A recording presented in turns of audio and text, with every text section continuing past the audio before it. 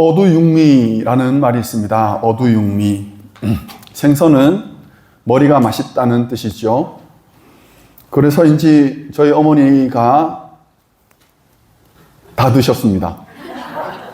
어렸을 때는 어머니께서 항상 생선이 나오면 머리를 드시곤 하셨습니다. 로마서는 모두 16장 그리고 433개의 절로 구성되어 있습니다. 그리고 로마서는 복음의 진수라고 불리는 성경입니다. 바울의 손끝으로 꾹꾹 눌러 기록한 그 한 절 한 절이 정말 귀하고 소중한 하나님의 말씀입니다. 그런데 그 중에서도 가장 귀하다, 가장 많이 사람들에게 사랑을 받는다 하는 구절이 바로 로마서 8장입니다. 그래서 어느 목사님은 로마서 8장을 머릿속에 암송을 하십니다. 마음에 새기고 다니십니다. 저 또한 로마서 8장을 얼마나 많이 여러분들에게 말씀을 나누면서 인용했는지 모릅니다. 누가 우리를 그리스도의 사랑에서 끊으리요? 환난이나 공고나 박해나 기근이나 적신이나 위험이나 칼이랴. 내가 확신하노니 사망이나 생명이나 천사들이나 현재일이나 장래일이나 능력이나 높음이나 깊음이나 다른 어떤 피조물이라도 우리를 우리 주 그리스도 예수 안에 있는 하나님의 사랑에서 끊을 수 없으리라.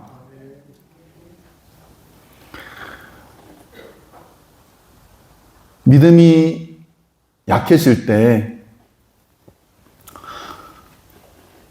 기도를 드리는데도 불구하고 기도가 응답되지 않아서 마음이 조급해질 때, 이런저런 문제로 인하여서 내 마음이 흔들리고 확신이 사라질 때, 로마서 8장의 이 말씀이 얼마나 우리를 위로했는지 모릅니다. 흔들렸던 우리를 바로 세워줬고, 벗어났던 우리를 다시 말씀의 길 위에 서게 했던 말씀이 바로 로마서 8장이었습니다. 오늘은 로마서 8장의 전반부인데요.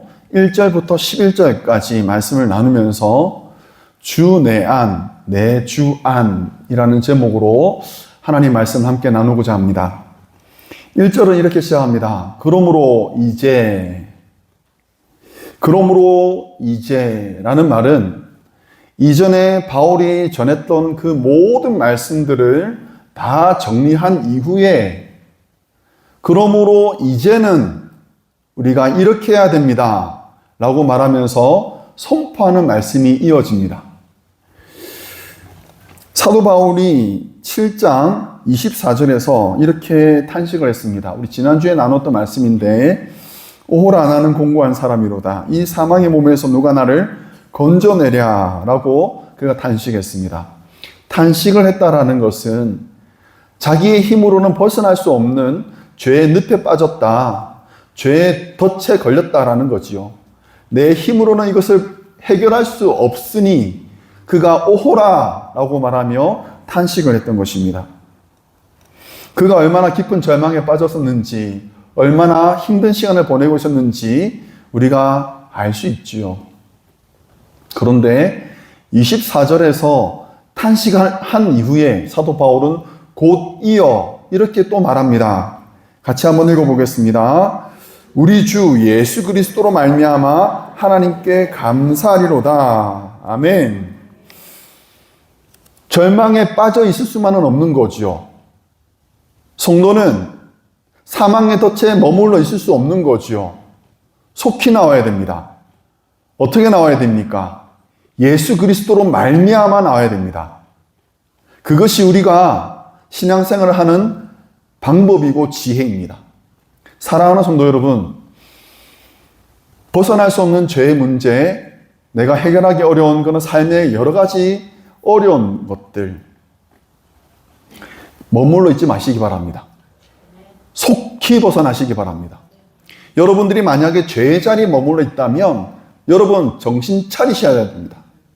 털고 일으셔야 됩니다. 그리고 예수 그리스도로 말미암아 베풀어지는 구원을 경험하는 우리 모든 성도 되시기를 주의 이름으로 축원합니다.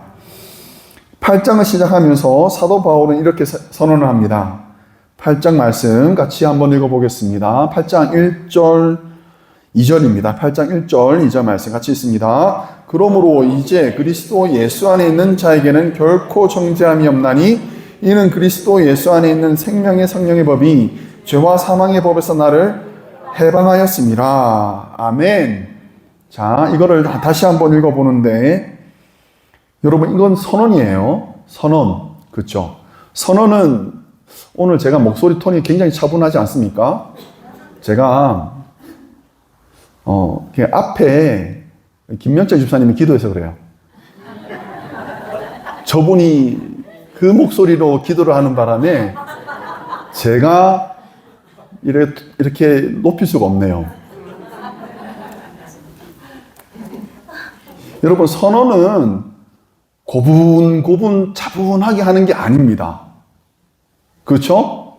선언은 큰 목소리로 외쳐야 됩니다. 우리 요즘에 말씀을 우리가 읽으면서 자주 이제 외치곤 하는데 저는 말씀이 능력으로 우리 심령에 닿기를 바랍니다. 다시 한번 우리 1절과 2절 말씀을 외치는데 어떻게 외치냐면 죄와 사망의 법에서 너를 해방하였느니라. 우리 2절 말씀의 마지막 부분 있죠? 보이시나요? 죄와 사망의 법에서 너를 해방하였습니다 라고 하실 때 옆에 분을 바라보시면서 너를 해방하였습니다 라고 얘기하는 겁니다. 준비되셨죠? 1절, 2절 같이 읽어봅니다. 시작. 그러므로 이제 그리스도 예수 안에 있는 자에게는 결코 정죄함이 없나니 이는 그리스도 예수 안에 있는 생명의 성령의 법이 죄와 사망의 법에서 너를 해방하였습니다. 아멘. 우리가 말씀을 읽으면서 이 말씀이 능력으로 임하기를 간절히 바랍니다. 사도 바울이 공고한 인생, 참 험악한 인생을 살았지 않습니까?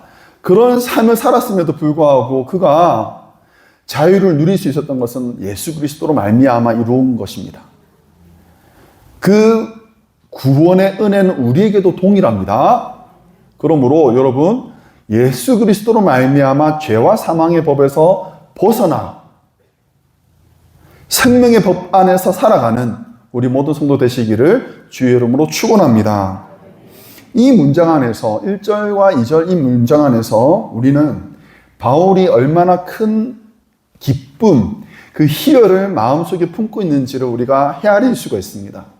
이 선언을 하면서, 이 해방의 선언을 하면서 사도 바울은 기뻤습니다. 그 마음속에 큰 기쁨이 있었습니다. 1919년 3월 1일 우리 선조들은 독립을 선언했습니다.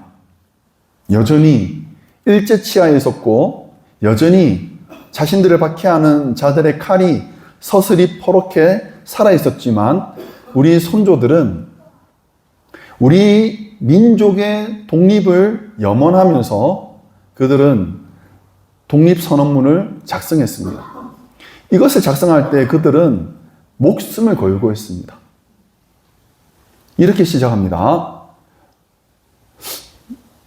이것을 아마 암송하는 분도 있을 것 같다라는 이상한 생각이 드는데 5등은 자의 조선의 독립국임과 조선인의 자유민임을 선언하노라.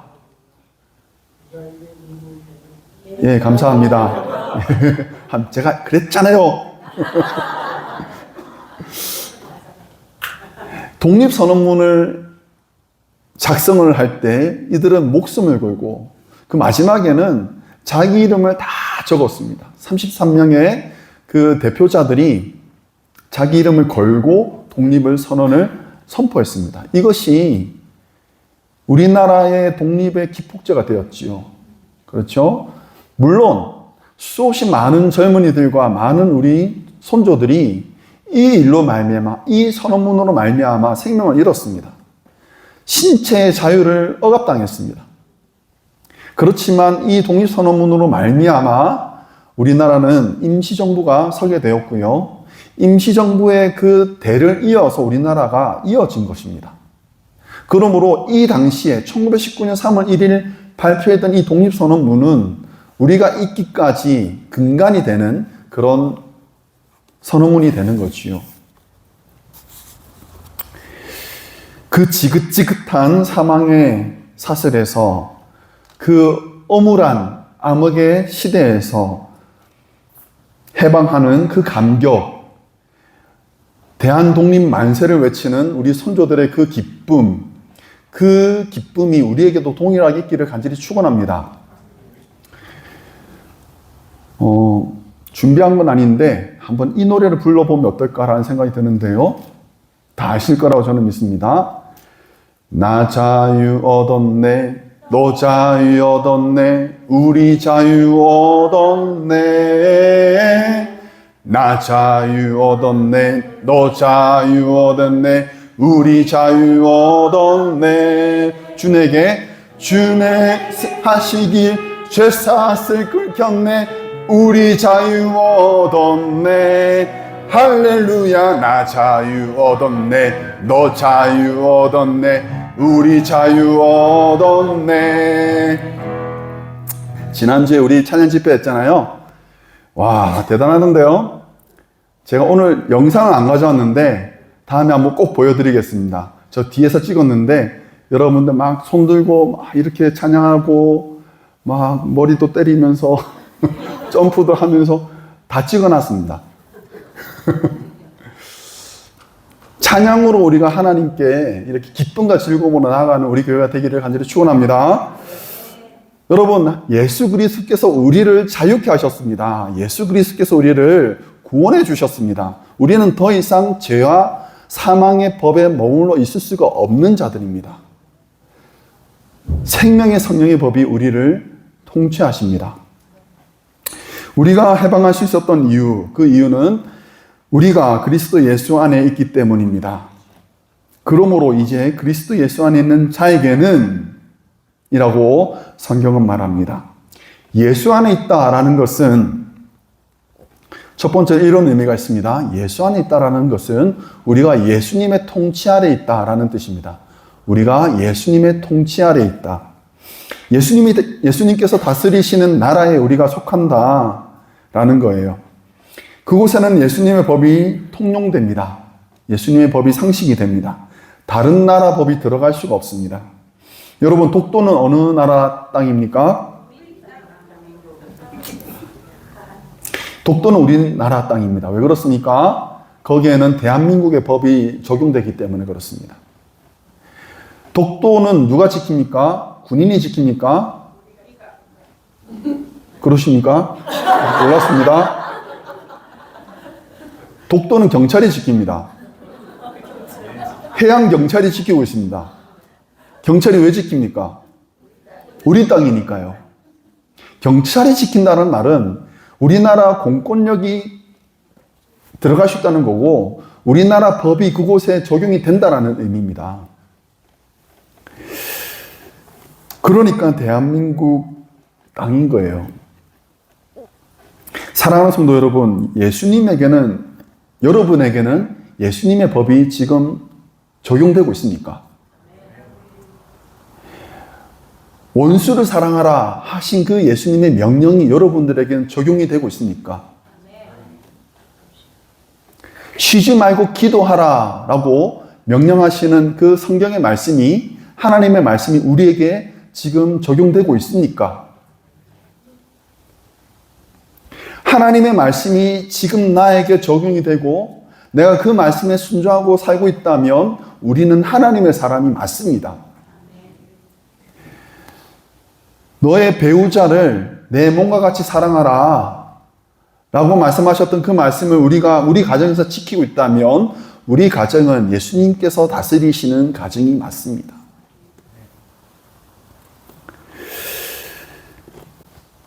예수님의 법이 우리 안에서 매일같이 지켜지는 우리 성도님들과 우리 가정 되기를 주의 이름으로 축원합니다. 두 번째로 예수님 안에 있는다라는 그 의미는 예수님을 입는다라는 뜻입니다. 예수님 아래 있다, 예수님 안에 있다라는 말은 우리가 예수님을 힘 입는다라는 뜻입니다. 요한복음 15장 4절에서 5절 말씀입니다. 제가 읽어드리겠습니다. 내 안에 거하라 나도 너희 안에 거하리라. 가지가 포도나무에 붙어 있지 아니하면 스스로 열매를 맺을 수 없음 같이 너희도 내 안에 있지 아니하면 그러하리라. 나는 포도나무요 너희는 가지라. 그가 내 안에 내가 그 안에 거하면 사람이 열매를 많이 맺나니 나를 떠나서는 너희가 아무것도 할 수 없음이라. 여러분, 나무에서 가지를 꺾었다고 생각합시다. 그걸 꺾어서 내가 막 쥐어짜면 꽃이 맺히겠죠. 막 힘을 다해서 쥐어짜면 내 힘이 안 되면 우리 성창엽 집사님 불러가지고 좀 쥐어짜 주세요라고 얘기해가지고 쥐어짜면 열매가 맺히겠죠. 택도 없죠. 그렇죠? 가지가 열매를 맺습니까? 가지를 통해서 열매가 맺히죠. 그렇죠? 가지는 나무에 붙어 있어야 됩니다. 붙어 있어서 그 나무로부터 영양분과 수분을 섭취를 받아야 됩니다. 그래야지 열매를 맺을 수가 있습니다. 여러분, 우리가 아무리 열심히 살았다고 해도 내가 아무리 내 삶을 쥐어짠다 하더라도 우리 스스로는 좋은 것이 나올 수가 없습니다. 선한 것이 나올 수가 없습니다. 그게 우리의 한계입니다. 우리가 열매를 맺으려면 우리가 무엇을 해야 되느냐? 붙어 있어야 됩니다. 누구한테요? 예수님께 붙어 있어야 된다고요. 젊은 애들이 그런 표현을 합니다. 좀 좋지 않은 표현입니다만 부모님에게 빨대를 꽂는다라고 또 표현을 합니다. 부모님에게 빨대를 꽂아서 쪽쪽인지 쭉쭉인지는 모르겠지만 뽑아 먹는다고 하죠. 여러분, 우리는 예수님에게 뿌리를 내려야 됩니다. 예수님에게 뿌리를 깊게 내려야 됩니다. 그래서 예수님으로부터 우리가 영양분을 공급받아야 되고 수분을 공급받아야 됩니다. 그래야지 우리가 우리를 통해서 열매를 맺어낼 수 있는 거죠. 내 힘이 아니라 예수님의 은혜로 말미암아 우리가 그렇게 열매를 맺어내는 거지요. 예수님을 힘입어야 합니다. 예수님께 붙어 있어야 합니다. 예수님은 마르지 않는 생명수를 우리에게 공급해 주십니다. 그래야지 우리가 철을 따라 열매를 맺으며 그 잎사귀가 마르지 않습니다. 내게 능력 주시는 자 안에서 내가 모든 것을 할 수 있느니라. 한번 따라 할까요? 내게 능력 주시는 자 안에서 아멘. 우리가 할 수 있는 것은 내게 능력 주는 자 때문에 할 수 있습니다. 예수님께 능력을 공급받는 우리가 되기를 축원합니다.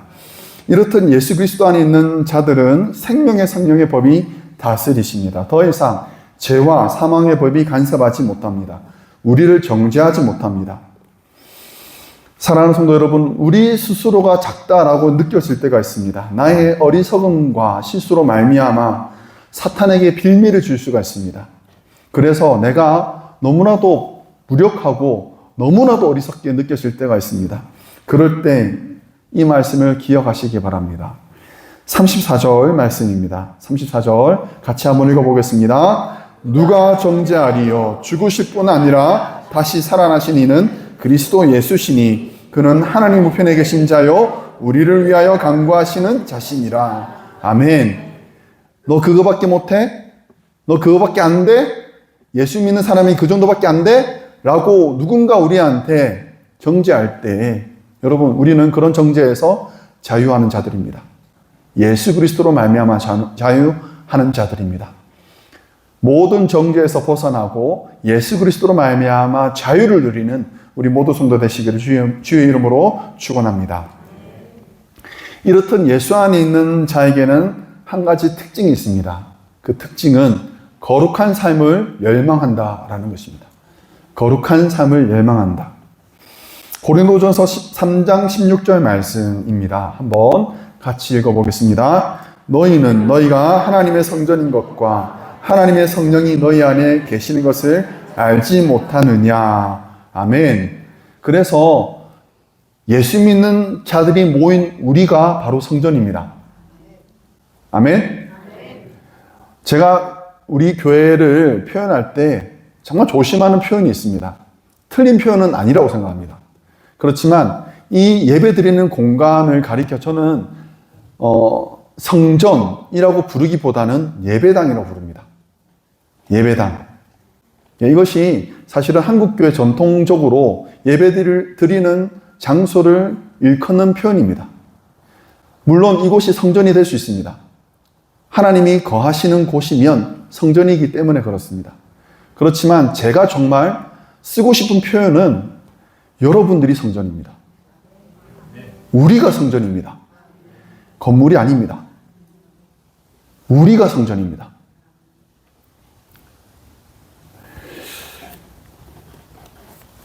바울은 이렇게 말합니다. 육신을 따르는 자는 육신의 일을, 영을 따르는 자는 영의 일을 생각하나니 육신의 생각은 사망이요 영의 생각은 생명과 평안이라. 육신에 있는 자들은 하나님을 기쁘시게 할 수 없느니라 라고 말합니다. 여기에서 생각하다라는 단어가 나오죠. 생각하다라는 단어는 이런 의미가 있습니다. 내가 그것에 주목하고 있다. 내가 그것에 심취하고 있다. 그런 말이에요. 우리 성도님들 지금 예배를 드리면서 제가 여러분들의 눈을 마주치려고 노력하고 있습니다. 몇 분은 계속 피하고 있습니다. 그분들이 어떤 생각을 하고 있는지는 저는 모르겠습니다. 그렇지만 여러분, 예배를 드릴 때 우리 마음속에는 예수님으로 충만해야 됩니다. 비어있는 우리 심령이 예배를 통해서 예수 그리스도로 말미암아 채워져야 됩니다. 그게 우리 예배자의 모습 아니겠습니까? 성전된 우리가 마땅히 갖춰야 될 것 아니겠습니까? 운전하다 보면 간혹 이런 스티커를 붙인 차들이 있습니다. 아기가 타고 있어요 라는 베이비 온 보드라는 그런 스티커가 있는 차들이 있습니다. 그런데 그 차가 옆에서 갑자기 훅 들어올 때가 있습니다. 그쵸? 훅 들어오고 그냥 난폭하게 운전하는 것을 보면 그 스티커가 거짓말이다라는 것을 알게 되죠. 그렇죠? 사랑하는 성도 여러분, 우리 안에는 성령님이 거하고 계십니까? 그리스도인이라고 불리는 사랑하는 성도 여러분, 우리 안에 그리스도께서 내주하고 계십니까? 정말 그렇습니까? 그렇다면 우리의 말은 그리스도의 말이 되어야 됩니다. 우리의 행동과 판단과 결정은 내가 계산하고 이것저것 지어가지고 나오는 결과가 되어서는 안 됩니다. 믿음의 행동, 믿음의 결단이 되어야 됩니다. 그것이 그리스도인이라 불리는 사람들이 보여주는 모습이 되어야 되는 것이지요. 그래서 그리스도인, 예수가 내 안에 내주하시는 그런 성도들은 육신을 위한 길 대신에 영을 위한 길을 걸어갑니다. 더 좋은 것을 추구하며 살아갑니다. 여기서 육신이라고 말하는 것은 육체를 말하는 것이 아니고 세속적 욕심을 말합니다. 세속적 욕심. 골로새서에서는 땅에 있는 지체라고 표현을 하고 이렇게 말합니다. 땅에 있는 지체를 죽이라. 곧 음란과 부정과 사욕과 악한 정욕과 탐심이니 탐심은 우상 숭배니라. 육의 것과 영의 것을 구분하는 여러 가지 방법들 중에 제가 한 가지만 말씀을 드리면, 저는 육신의 것과 영의 것을 구분하는 중요한 것은, 육신의 것은 지금 당장의 만족을 채워주는 것들이 많아요. 육신의 것, 세상의 정욕이라는 것은 지금 당장의 만족을 채워주는 것이 대부분입니다만, 성령의 것, 영의 것은 만족이 좀 늦게 옵니다. 만족이 좀 늦게 오지만 지금 당장은 만족스럽지 않고 고통스러울 수도 있고 힘들 수도 있지만 나중에 오는 그 만족은 지금 당장의 만족과는 비교할 수 없을 정도로 더 크고 온전합니다. 대부분이 그렇습니다. 그래서 여러분 이렇게 생각하십시오. 이럴까 저럴까 라고 생각하실 때 내가 몸이 피곤한 것을 선택하십시오. 몸이 불편한 것을 선택하십시오. 그러면 그것이 육신의 것이 아니라 영의 것일 경우가 더 많습니다. 아멘? 긴장하게 만드시네요. 좀 몸이 불편해지는 것. 그렇지만 더 큰 기쁨, 더 큰 만족이 나중에 따라옵니다. 하물며 영원한 것은 어떻겠습니까? 사랑하는 성도 여러분, 영의 생각은 생명과 평안입니다.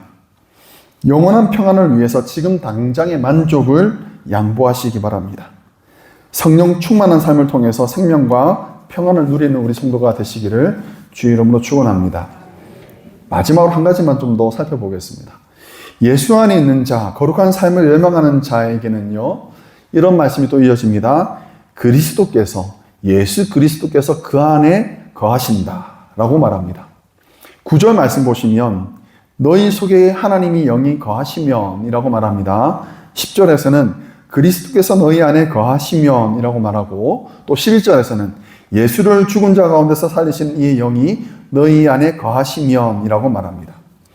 하나님의 영, 그리스도, 예수를 살리신 이의 영이라고 약간씩은 다르게 표현되어 있지만 이것들을 우리가 종합적으로 이해를 하면 삼위일체 되신 하나님께서 우리 안에 거하신다라는 거예요.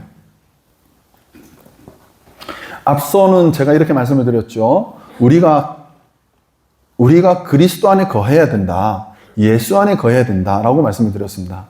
그렇죠? 예수 안에 거해야 된다. 그것은 예수님의 통치를 따른다. 예수님을 힘이 있는다라는 의미다라고 말씀을 드렸습니다. 그런데 지금 본문은 또 다르게 말합니다.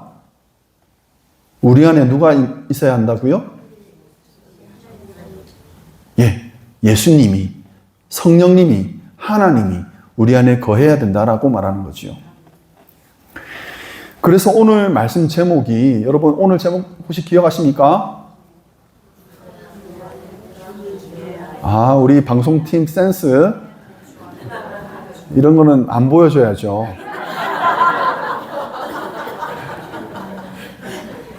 다 같이 한번 읽어봅시다. 시작. 주 내 안, 내 주 안. 무슨 뜻일까요?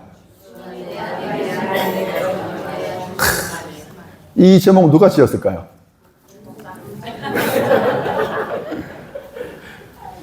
멋있지 않습니까? 저는 오늘 이 말씀의 제목이 우리의 구호가 되어야 된다 생각합니다. 주가 내 안에, 내가 주 안에. 다시 한번. 주가 내 안에, 내가 주 안에. 이것이 그리스도인의 모습이 되어야 됩니다. 이 표현은 예수님께서 많이 사용하셨습니다. 예수님께서 십자가를 앞두시고 마지막으로 기도하실 때 요한복음 17장에서 이렇게 기도하십니다. 아버지여, 아버지께서 내 안에, 내가 아버지 안에 있는 것 같이 그들도 다 하나가 되어서 우리 안에 있게 하사라고 말합니다. 이것이 예수님께서 마지막으로 드렸던 기도의 내용 중에 일부입니다. 예수님은 아버지께서 내 안에, 내가 아버지 안에 있다라고 말씀하시는데 이 말의 의미가 무엇이냐? 그것은 완벽한 연합을 의미합니다. 완벽한 연합을 의미합니다. 그러면 주가 내 안에, 내가 주 안에 라는 그 말은 또 무슨 말이 되겠습니까? 우리가 누구와 연합합니까? 주님과 연합한다는 겁니다. 그 연합은 어떤 연합이 되어야 되겠습니까? 완벽한 연합이 되어야 되는 겁니다. 그 어떤 세력도, 그 무엇도 우리를 끊어내지 못하는 완벽한 연합을 이루어내는 것이 바로 주 내 안, 내 주 안이 되는 것입니다. 예수님의 피와 살을 먹고 마심으로 우리는 예수님과 연합합니다. 물로 세례를 받음으로 우리는 그것을 기념합니다. 그리고 그 연합은 어지간히 견고한 것이 아닙니다. 사도 바울은 확신을 가지고 이렇게 선언했습니다. 우리가 너무 잘 아는 말씀. 저도 수없이 여러분들에게 일러주었던 말씀. 우리 같이 38절과 39절 말씀입니다. 같이 큰 목소리로 한번 읽어보겠습니다. 내가 확신하노니 사망이나 생명이나 천사들이나 권세자들이나 현재일이나 장래일이나 능력이나 높음이나 깊음이나 다른 어떤 피조물이라도 우리를 우리 주 그리스도 예수 안에 있는 하나님의 사랑에서 끊을 수 없느니라. 아멘. 여러분, 아무것도 우리를 예수 그리스도로부터 끊어낼 수가 없습니다. 확신하시기 바랍니다. 여러분의 실수, 여러분의 범죄, 여러분의 연약함, 간악한 마귀의 그 꾀임, 심지어는 죽음조차도 우리를 그리스도로부터 끊어낼 수가 없습니다. 내가 좌절하는 그 절망, 이제는 끝이라고 내가 생각하는 그 실패의 지점에서 우리가 기억해야 될 것은 그 무엇도 나를 예수 그리스도로부터 끊어낼 수 없다라는 그 확신이 여러분 마음속에 깊이 새겨져 있어야 합니다. 우리는 망할 수 없는 존재들입니다. 우리는 주저앉을 수 없는 존재들입니다. 우리의 그리스도와의 연합은 완벽합니다. 완전합니다. 그 누구도 우리를 그리스도로부터 끊어낼 수가 없습니다.